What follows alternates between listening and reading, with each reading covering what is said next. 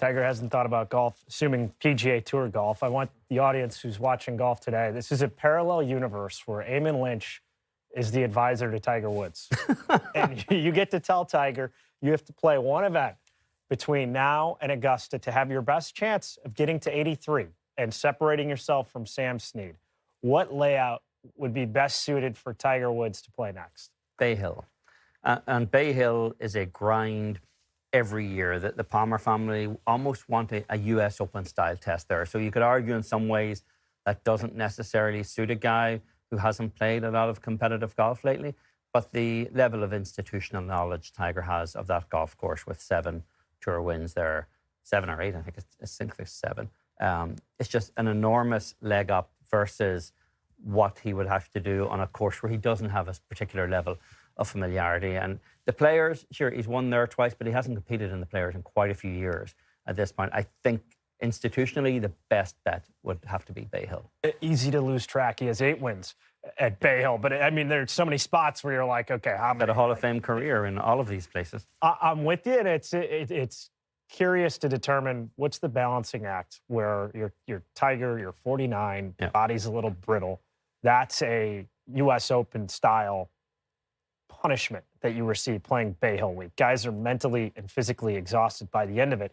But I couldn't envision Tiger going to the Players like Scotty Scheffler last year and being able to post 20 under. I don't think he has the horsepower. I think at this stage of Tiger's career, if he's going to have an on week, it's being bogey resistant, not a guy who's going to make birdies in bunches, where that would be more of the DNA or the recipe you would need at a Bay Hill, where if you're a couple under, there's a chance you have a top 10 finish and are in contention.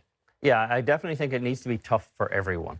And in a way, Tiger's always got to run the table at this point now. He's got to be having a great week, every part of his game going. He needs the weather to be good for his body to cooperate.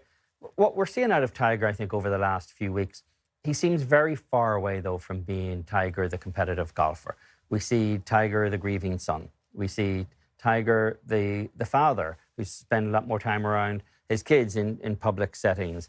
As well, you're seeing Tiger, the backroom negotiator, who's involved in all of this quasi-political stuff with the tour, and you're seeing Tiger, the league founder of TGL last night. It does speak to the scope and scale of Tiger Woods' commitments on a day-to-day basis. So you can understand why the time to prep for competitive elite golf might not be there. But I do think he needs to find a venue where if he's going to try to sharpen those skills, he's got to sharpen them at a point where the mind game matters as much. And we've seen that over the last few years at Bay Hill.